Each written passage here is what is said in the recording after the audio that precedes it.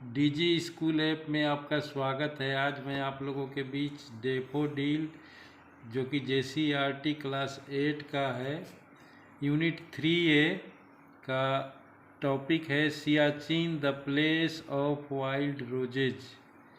इसका 2 वीडियो पहले बनाया जा चुका है, तो आज इसके थर्ड पार्ट को मैं आप लोगों के बीच कर रहा हूँ। When a soldier get a call to join the glacier camp, he bathes and shaves, knowing that he will not be in a condition to do so for the next 3 months. जब एक सैनिक को glacier camp join करने का बुलावा आता है तो वह नहाता है और दाढ़ी बनाता है, यह जानते हुए कि वह अगले 3 महीने तक ऐसा करने की स्थिति में नहीं रहेगा। Many write long letters home being uncertain when they may be able to do so next. तो वे ज़्यादा लोग बड़ा सा पत्र अपने घर पर लिखते हैं क्योंकि अनिश्चितता में वे आगे ऐसा करने योग्य रहेंगे या नहीं। Then they pack their rucksacks with warm clothes, a sleeping bag, photographs, toiletries, and all important kerosene stove. वे लोग बड़े थैले में गर्म कपड़े पैक करते हैं, एक सोने का वाला बैग, फोटोग्राफ, साबुन, मंजन आदि और सबसे महत्वपूर्ण किरासन स्टोव पैक करते हैं। The stove is used for keeping warm and helping in melting snow for drinking and having a wash. विचूर्णन किया है।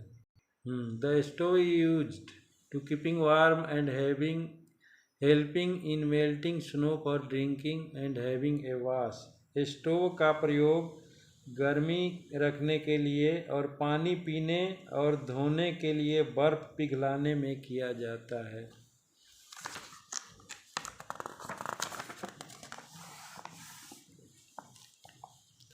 On 3rd February 2016, an avalanche hit an Indian military base in northern Siachen Glacier region, trapping 10 soldiers under deep snow. 3 फरवरी 2016 को एक हिमस्खलन भारतीय सैन्य अड्डा जो उत्तरी सियाचिन क्षेत्र में है टकराया, जिसमें 10 सैनिक गहरे बर्फ के भीतर फंस गए। Lance Naik Hanumanthappa Koppad, an Indian soldier with the Madras Regiment of Indian Army, survived the massive avalanche. Lance Naik Hanumanthappa Koppad एक भारतीय सैनिक जो कि इंडियन आर्मी का मद्रास रेजिमेंट बच निकले इस भयंकर हिमस्खलन से। He was found during the post-disaster avalanche rescue operation by the Indian Army 6 days after the disaster. वे भारतीय सेना के द्वारा हिमस्खलन एवलांच आपदा बचाव दल के द्वारा चलाए गए ऑपरेशन में 6 दिन बाद खोजे गए। He was rescued from 35 feet beneath the snow in -45 degrees Celsius temperature. उनको -45 डिग्री तापमान में बर्फ के 35 फीट नीचे से निकाला गया। 9 other personnel at the post died in the incident. दल के 9 और लोग इस दुर्घटना में मारे गए। कोपर्ड also could not survive for long due to multiple organ failure. Hanumanthappa Koppal भी ज़्यादा समय तक नहीं जी पाए क्योंकि उनके ज़्यादातर अंग खराब हो चुके थे। After a few days he died. कुछ दिनों के बाद उनको बाहर निकाला गया था तो वे मर गए कुछ दिनों के बाद। Avalanche and other environmental factors are the leading cause of death in Siachen.